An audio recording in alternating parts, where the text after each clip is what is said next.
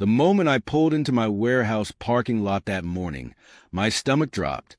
It wasn't just one or two cars in the wrong spot. It was a sea of vehicles, dozens of them, packed so tightly that there wasn't a single open space left. My heart pounded as I gripped the steering wheel, trying to process what I was seeing. My delivery trucks were lined up outside, unable to enter. My employees had nowhere to park. And there, right in front of me, was a group of strangers laughing, unloading groceries from their cars, chatting like they owned the place. My hands clenched. This wasn't a mistake. This wasn't an accident. This was a takeover. Love seeing entitled people get what they deserve. Subscribe for more crazy stories like this. I slammed the car doors shut and stalked toward the warehouse entrance, my shoes crunching against the pavement.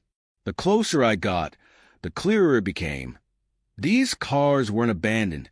They belonged to residents of the nearby HOA community. My warehouse had always been private property, my hard-earned business. Yet these people had taken it upon themselves to turn it into their personal parking lot. No permission, no notice, nothing. I spotted a woman stepping out of a white SUV, adjusting her sunglasses as she slung a purse over her shoulder. She noticed me staring and had the audacity to smile. "Morning," she chirped, as if I were some friendly neighbor instead of the owner of the very property she was trespassing on. I didn't reply. My blood was boiling too much for small talk. Instead, I yanked my phone from my pocket and dialed Karen, my assistant. She picked up on the first ring. "Mark, are you seeing this?" Her voice was already laced with frustration. "The guys are calling me left and right. No one can park, and our delivery schedules are getting thrown off." "I see it," I said through clenched teeth. "Did someone authorize this? A special event or anything?" "No way," Karen replied. "We never gave permission to anyone. These aren't our people." I exhaled sharply, my jaw tightening as I turned back toward the lot.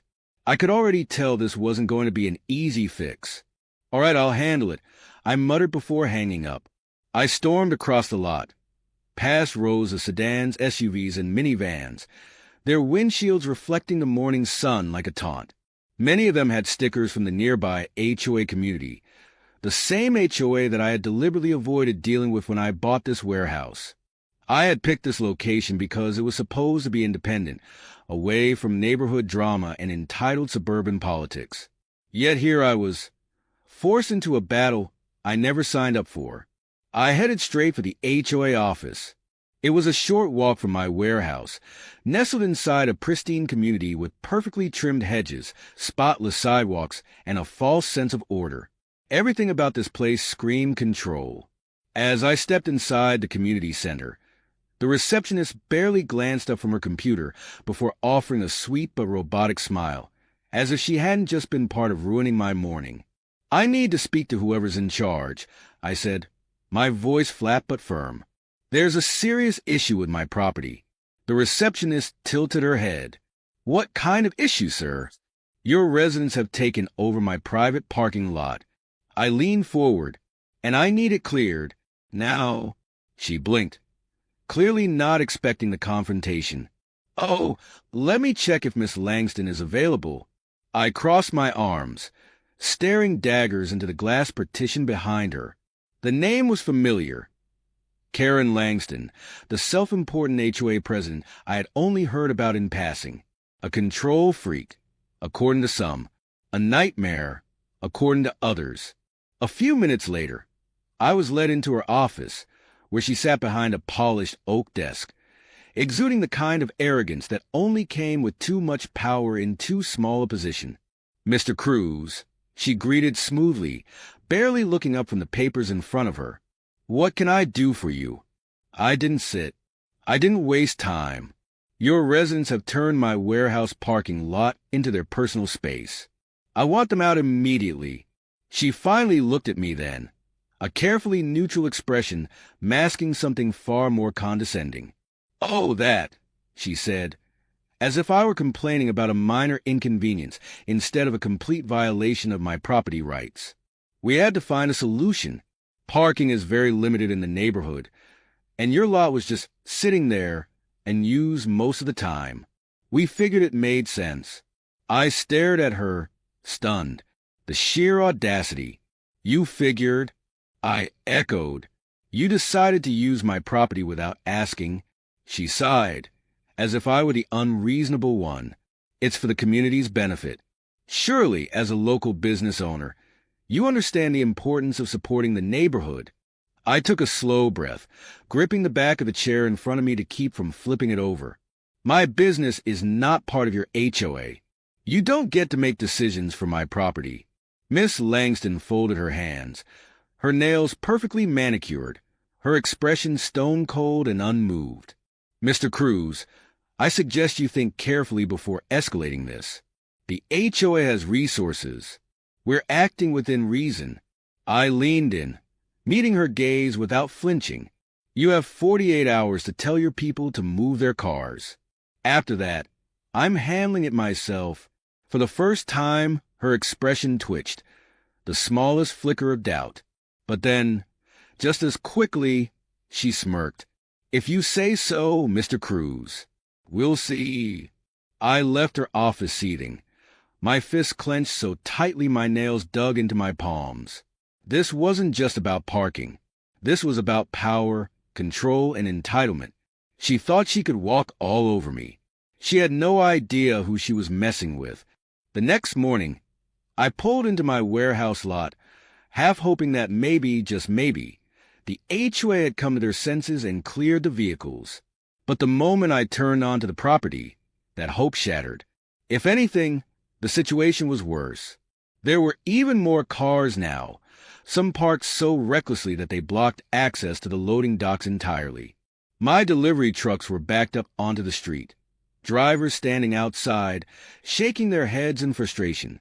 My employees were forced to park blocks away and walk, already grumbling about the growing inconvenience.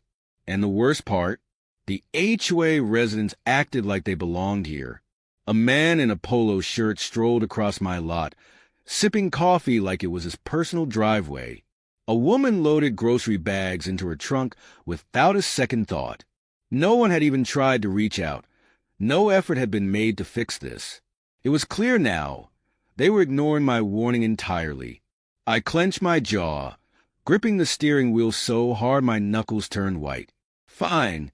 If they wanted to play this game, they had no idea what was coming.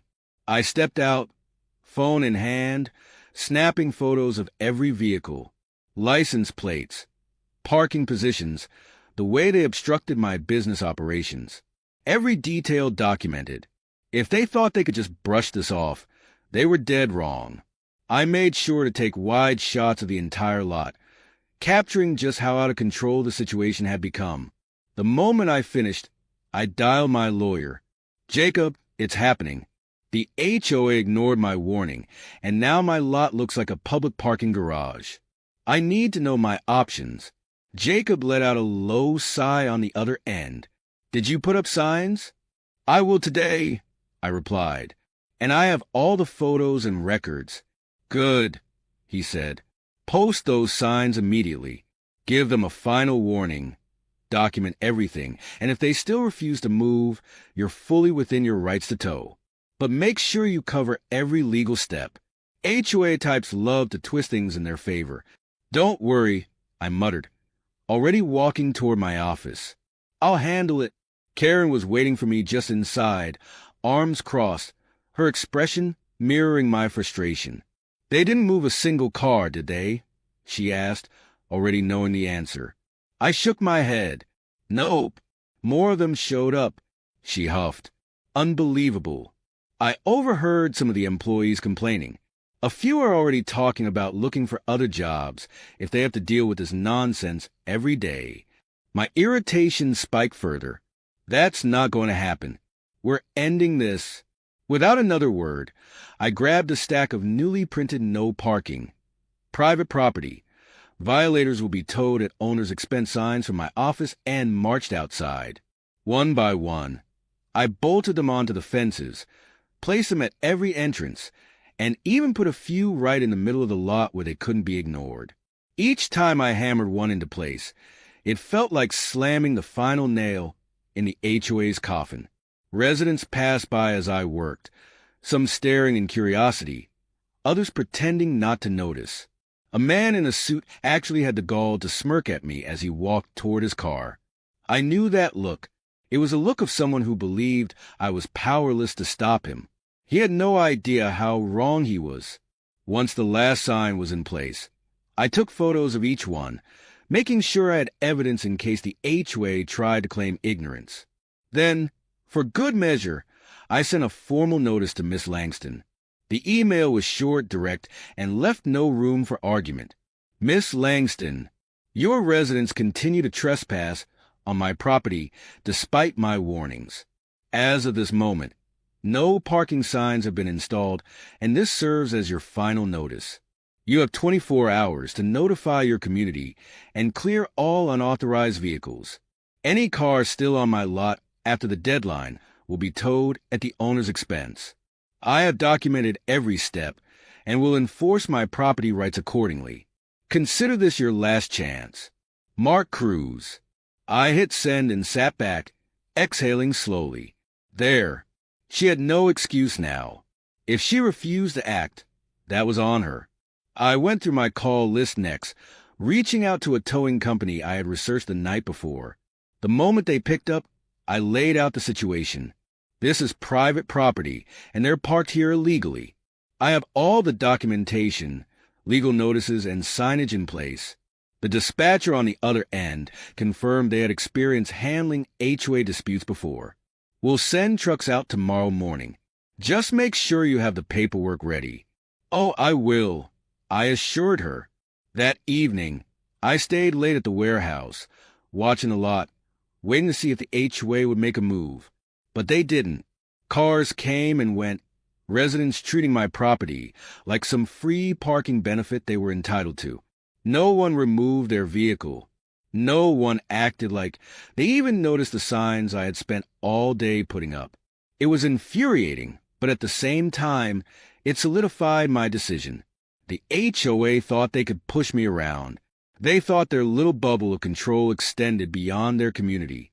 They were about to learn just how wrong they were. The next morning, the tow trucks would arrive, and the fun would really begin. The sun had barely begun to rise when I arrived at my warehouse the next morning, but the lot was just as packed as ever. The same entitled HOA residents, the same careless parking jobs blocking my docks, the same smug sense of ownership radiating from people who had absolutely no right to be here. But today wasn't just another frustrating morning.